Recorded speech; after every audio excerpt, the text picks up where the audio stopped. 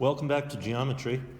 Today we're going to take a look at section 10.2, and the topic that we're going to talk about today is arc measure. So first we need some definitions.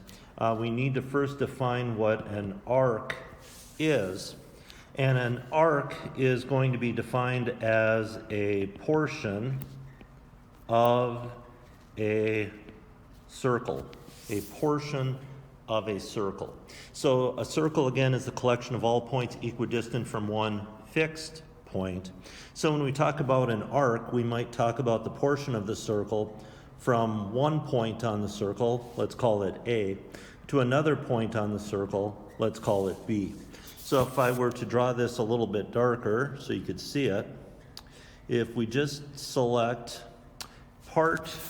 a portion of a circle, so just this part, not all the way around, but just that portion of a circle, that is called an arc. And what we're going to look to do in this section is we're going to look at the measures of arcs. And what I need you guys to get down in your notebook is that the measure of an arc is equal to the measure of what's called the central angle. Okay? These two things are equal to each other. The measure of an arc is equal to the measure of a central angle. So the question then becomes, what is a central angle? All right? And an angle is a central angle is formed by two radii. So if I were to draw a radius from the center of the circle to A and the center of the circle to B, then this angle formed is called the central angle. Okay? And whatever that measure is, whatever the angle of that central angle is, we say the measure of the arc is the same because these two things are equal to each other. They're equal to each other. So whatever the measure of the central angle is, the measure of the arc will be the same. Now we have some notation that we need to talk about when we're discussing arcs. And to notate, so some notation for arcs. What we do is we identify the arc using either 2 or 3 letters. I'll show you how that works. Either 2 or 3 letters. And then the symbol we use when we want to notate an arc is a curved line above the 2 letters. So an example of arc AB would be writing down the letters AB with that curved line on top. Another one, maybe arc PQ, we'd write down the letters P and Q, and then we'd put a curved line over the top. There's going to be situations where we need 3 letters, so we might have an arc LMN, but again, a curved line over top of the letters is how we notate an arc. Okay? Now, we're going to have 3 types of arcs that we're going to discuss. 3 types of arcs.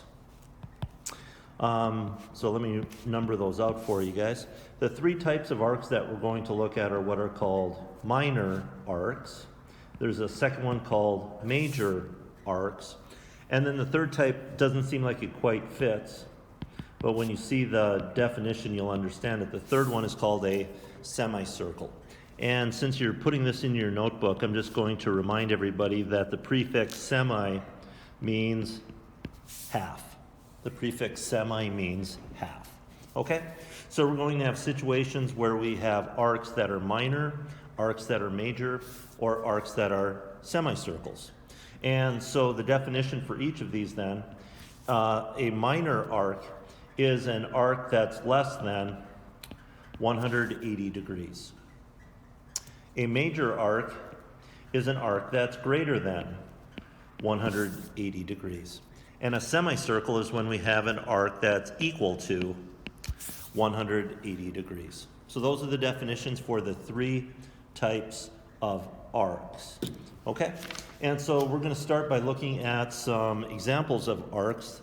I took a picture earlier, so I'm just going to slide across to that picture I took. And again, always remember, if I'm going too fast for anybody, feel free to pause the video, and so that you can copy down anything in your notebook that you'd like. But in this problem, what we're going to do is we're going to determine whether the given arc is minor, major, or a semicircle. Let me change colors so it stands out a little better. So our three options: minor arc, major arc, or semicircle. Okay? And so as we go, I'm going to indicate the arc, and I'll explain the arcs that have three letters. And we'll attach a name to each of the arcs. As an example, number one, arc AB. So if I highlight that over to the side here, arc AB is going to be this one. Just eyeballing it, is that going to be less than, greater than, or equal to 180 degrees? Now remember, the arc is the same as the angle, so arc AB is going to be the same as the angle formed by the two radii. And I think you can just visually tell that that's much, much, much less than 180 degrees. Therefore, AB is going to be a minor arc. Okay? Let me deluxe eraser so I can get rid of... oh, that went badly. That went poorly. I'm going to have to fix my picture there. Let's see. There we go. Sorry about that. That was fun. Deluxe erased it a little too much there. Okay, sorry about that. Let's get back to it. Arc AE is going to be the arc from A to E. And again, please remember the measure of that arc is going to be the same as the measure of the central angle. And again, you can easily tell that the angle formed by the two radii is way, way, way less than 180 degrees. Therefore, the arc again is minor. All right, let me see if I can eraser this correctly this time. Yeah, I think I picked the correct one this time around, so that's helpful. Okay, all righty. And so we'll just keep going. We'll try a few more.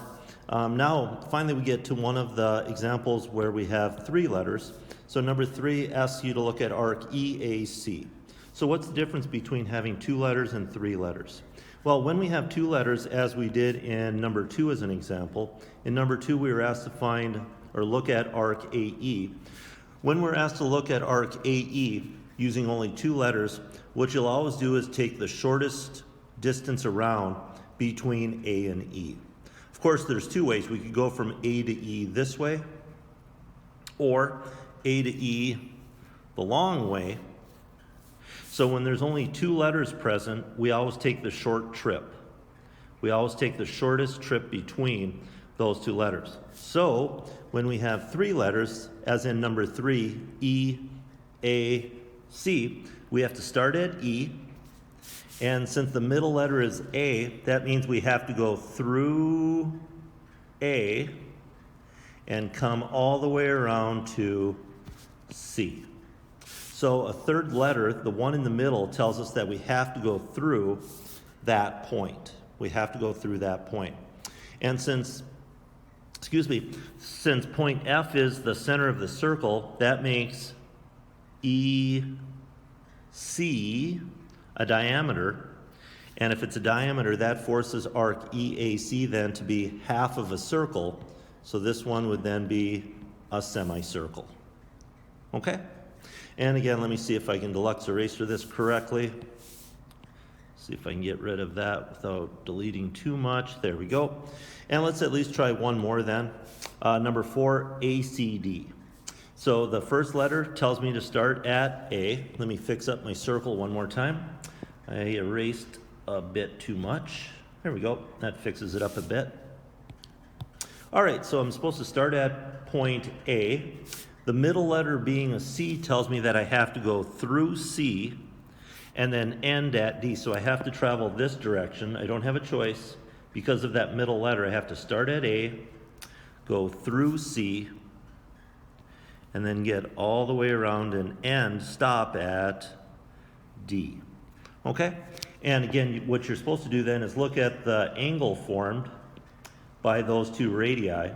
And with that angle then, located at the center, be bigger or smaller than 180 degrees? And again, I think you can tell visually, this one's greater, therefore the arc would be a major arc. Okay? Alrighty. And again, just get rid of a little of this one last time. And fix up my darn picture. And then just relatively quickly, for anyone who thinks they need to go through a little more, feel free to practice. If we were to try CAD, that would be a major arc. DEB would be a semicircle.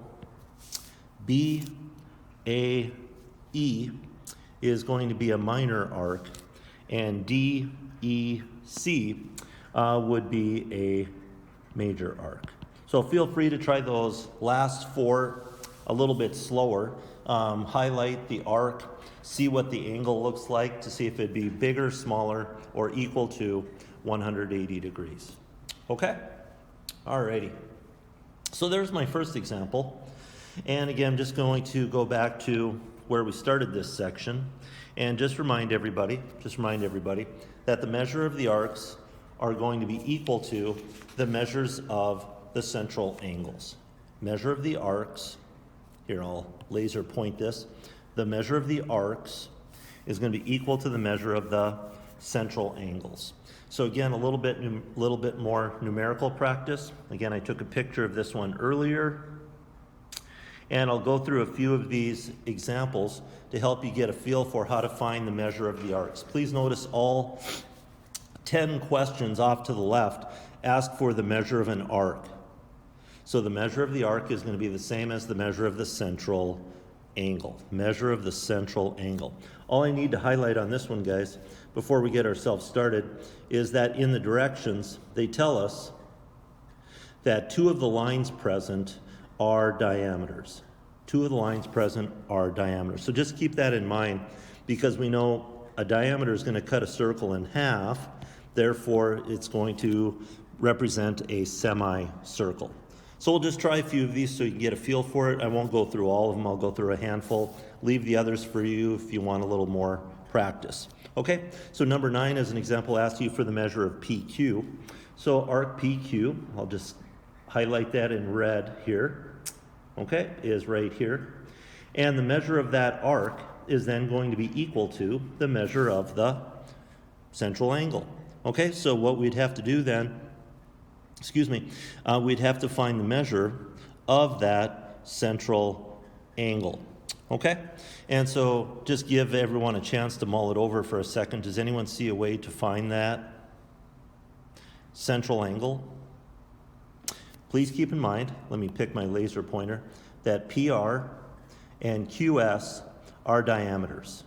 So PR runs along this way, QS runs along this way.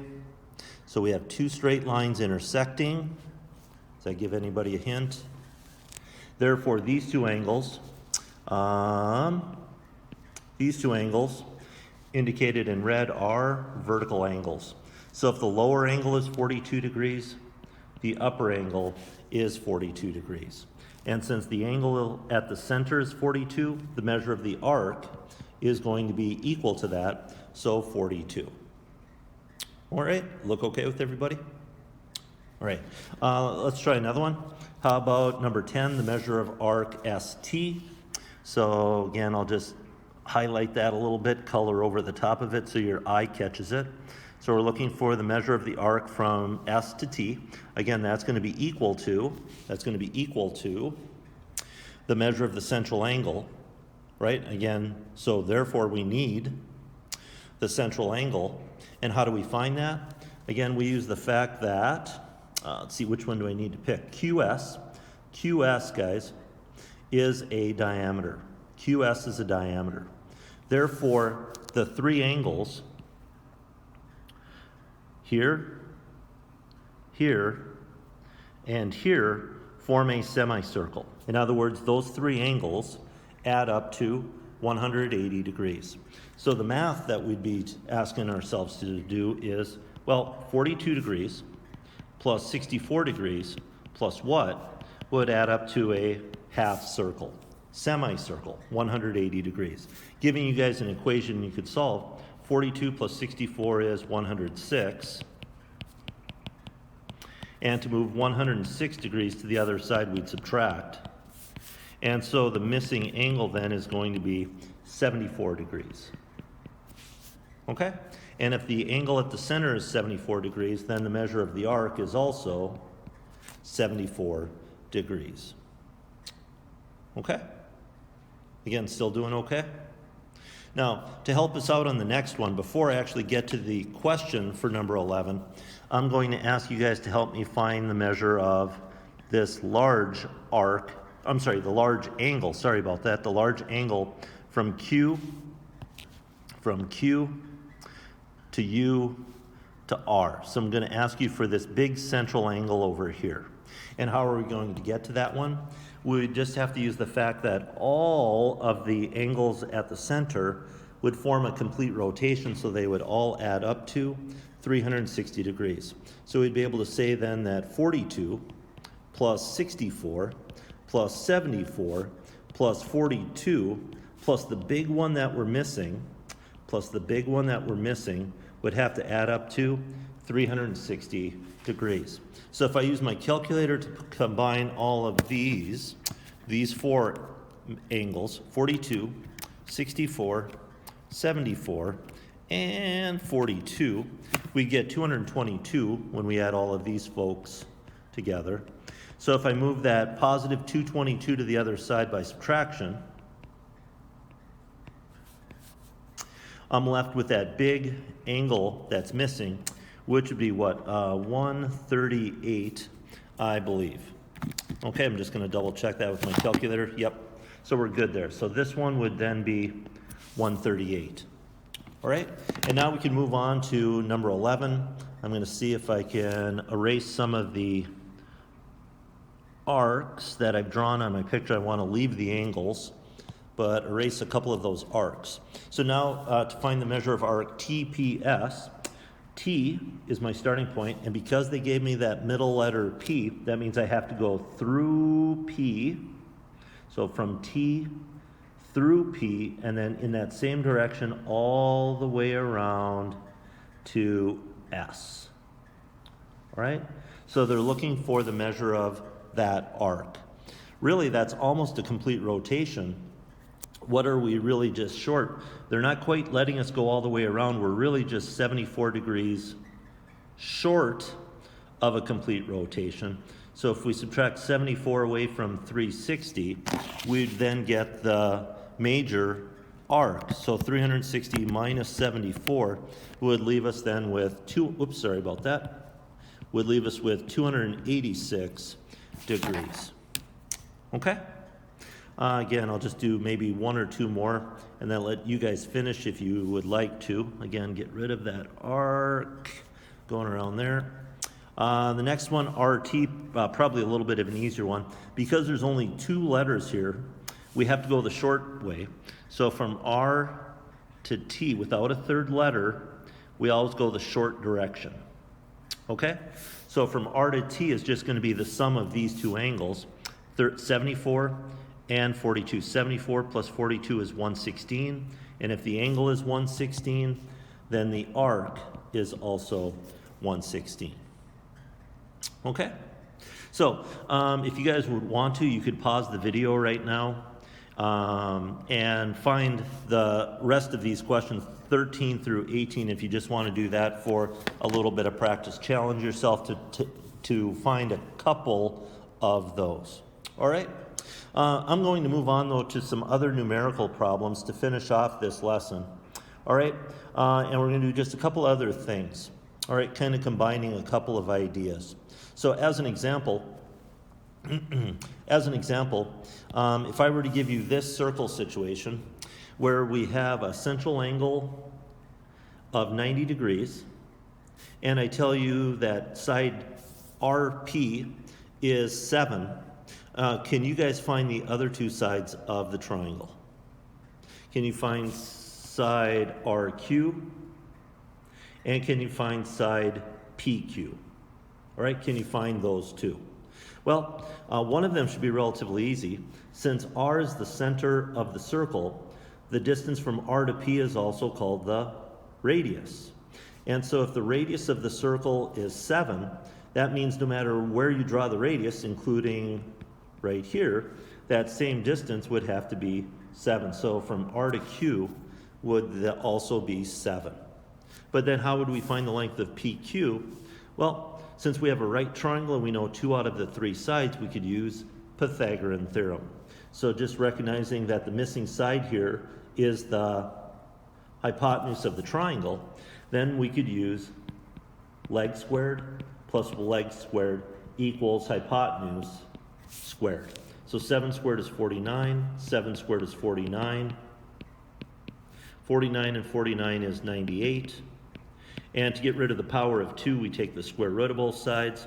So PQ is going to be equal to the square root of 98. For everybody in 6th hour, you guys should be able to reduce that to 7 square roots of 2.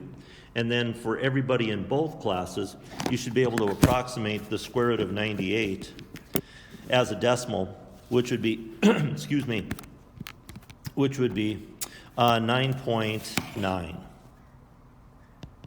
Okay, so for 6th hour, 7 square roots of 2, and for both classes, approximately 9.9. Okay, a couple more of those same type of numerical problems. Here's another circle situation, and this time just a little bit different information. Instead of telling you that we have a right triangle to start with, instead what I'm telling you over to the right-hand side, let me use my laser pointer here. So over to the right-hand side, I'm giving you that the measure of arc PQ is 90 degrees. Well, if this arc from P to Q is 90 degrees, how big is the angle at the center? Well, again, our idea is the central angle and the arc are always the same measure. So if the arc is 90 degrees, the angle is 90 degrees. Therefore, again, we have a right triangle. And what we happen to be missing this time is the 2 radii that make up the legs of the right triangle. So again, Pythagorean theorem, leg squared plus leg squared is equal to hypotenuse squared. And a little bit of algebra, 1r squared plus 1r squared is 2r squared. 10 squared is 100. So we can divide both sides by 2 and get rid of a power by taking the square root. So r is going to be equal to the square root of 50. For everybody in 6th period, you should be able to reduce this to 5 square roots of 2.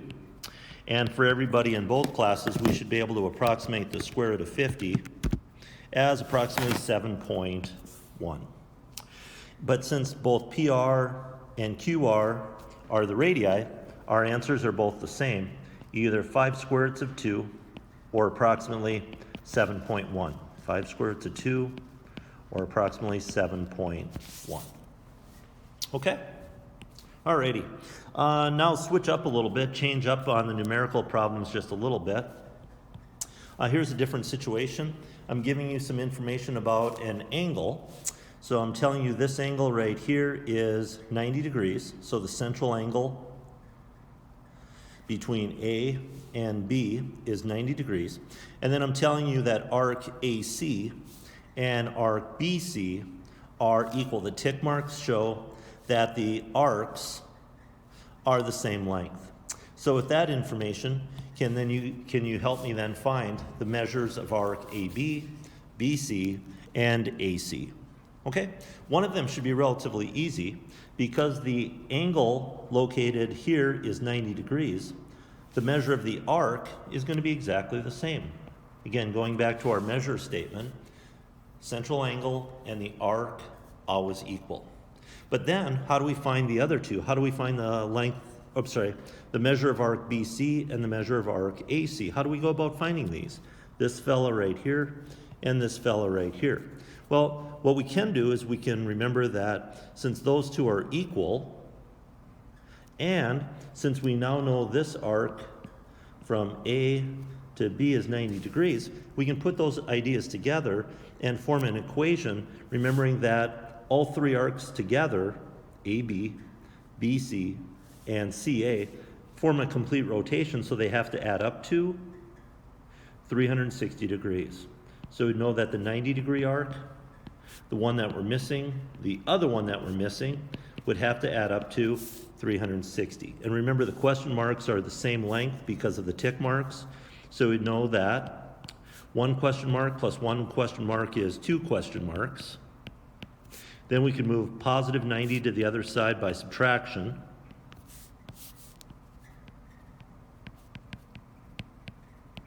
And get rid of times 2 by division. And so our question mark then is going to be equal to 270 divided by 2, which is 135 degrees. So both BC and AC would be 135 degrees. All right, let's see, what else do we have? This one's fairly easy. I'm not sure how much you want me to write out on this one. What we have this time is a circle divided up into 3 arcs. And again, please notice the tick marks, tick mark, tick mark, tick mark, which indicates that the 3 arcs are equal. The 3 arcs are equal. And if this time, if you don't want me to use question marks, but if you want me to use a variable, we could call this something like Q or something. So if this arc is Q, this one would have to be Q, and this one would have to be Q because they're all equal. So again, all we'd have to do is create an equation out of Q, Q, and Q, remembering that they would add up to 360, a complete circle, a complete rotation. So 1Q plus 1Q plus 1Q is 3Qs. And then just simply divide both sides by 3. So each individual Q then is 120 degrees. Probably an easy one for everybody, but wanted to run through that anyway. And finally, one last one, and then we'll call it a day. Last one. Last numerical example. And several things going on here that I need to point out to everybody. First, probably most important, is that the line drawn from A to D, the line drawn from A to D, goes through the center of the circle. And if it goes through the center of the circle, that means it is a diameter. So from A through the center to D, that's a diameter. A diameter cuts a circle into 2 equal parts, so that means we have a semicircle above and a semicircle below. Okay? Now, we've also indicated one angle already. I've indicated that this is 90 degrees. This angle is 90 degrees. Therefore, one probably easy answer is that if this angle is 90 degrees, then the arc that it intersects is also 90 degrees. And that one's lettered BC. So arc BC would be 90 degrees. Another easy one would probably be this one. Since this is a straight angle, this would be 180 degrees. Therefore, the arc that it intersects would have to also be 180 degrees. Now, the last two are a little bit tougher. To find the measures of arc AB and arc CD, you notice that the tick marks show you that they're equal. Tick mark here and here, they're equal. But again, just using the idea that all of the arcs together, all of the arcs all the way around, all of the arcs together would have to add up to 360 degrees.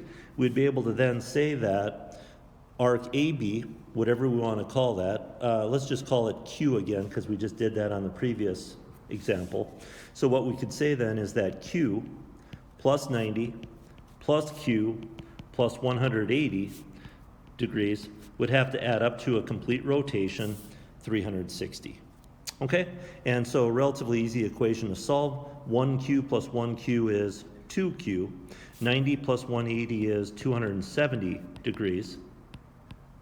So we can move the positive 270 to the other side by subtraction. 360 minus 270 is 90. And then get rid of the times 2 by division. So 90 divided by 2 is 45. So our missing Q, which represents arc AB and CD, would be 45 degrees. Okay, so that's it for section 2. That's it for section 2. So you should be set now to try the assignment for section 2. Again, feel free to email or call with any questions you have any afternoon. Okay, hope you're having a good day. See you soon.